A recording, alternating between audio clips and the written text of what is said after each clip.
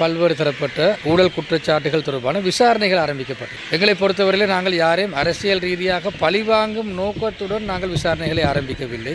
நிச்சயமாக ஊழல்வாதிகளுக்கு தண்டனைகளை பெற்றுக் கொடுத்து உண்மையிலே நாங்கள் மீளப்பெற முடியுமான சொத்துக்களை மீளப்பெற்று மக்களுக்கான சிறந்த ஒரு சேவையினை வழங்குவதற்காகத்தான் நாங்கள் திட்டமிட்டிருக்கின்றோம். அது மாத்திரமல்ல, எமது சட்டத்துறையினை நாங்கள் உயரிய வகையிலே நாங்கள் சுயாதீனமாக பேணி பாதுகாத்து வருகின்றோம். ஆகவே இந்த அடிப்படையில் விசாரணைகள் மேற்கொள்ளப்பட வேண்டிய நபர்களுக்கு எதிரான விசாரணைகள் தற்போதைய வண்ணத்தில் கூட விசாரணைகள் மேற்கொள்ளப்பட்டு வருகின்றன. குறிப்பாக எங்களுக்கு தெரியும், சுகாதார அமைச்சர் கேலிய ரம்புக்வெல் அவர்களுக்கு எதிரான முக்கியமான தீர்மானம் வழங்கப்பட்டிருந்தது. அவருக்கு சொந்தமான பல்வேறு தரப்பட்ட வங்கி கணக்குகள் முடக்கப்பட்டிருந்தன. அவருக்கு சொந்தமான சொகுசு வீடு அரச உடைமையாக்கப்படுவது தொடர்பான அந்த தீர்மானம் எடுக்கப்பட்டிருக்கின்றது. அவருடைய அந்த மெர்சிடிஸ் பென்ஸ் வாகனம் அது கூட தற்பொழுது அரசாங்கத்தால் கைப்பற்றப்பட்டிருக்கின்றது. ஆகவே இவை போன்ற பல்வேறு தரப்பட்ட விடயங்கள் சட்டத்திட்ட வரைவுகளுக்கு அமைவாக அரசியல் பழிவாங்கல் என்கின்ற நோக்கத்தில் இல்லாமல் நாங்கள் சரியான வகையில் நாங்கள் செய்து கொண்டு வருகின்றோம்.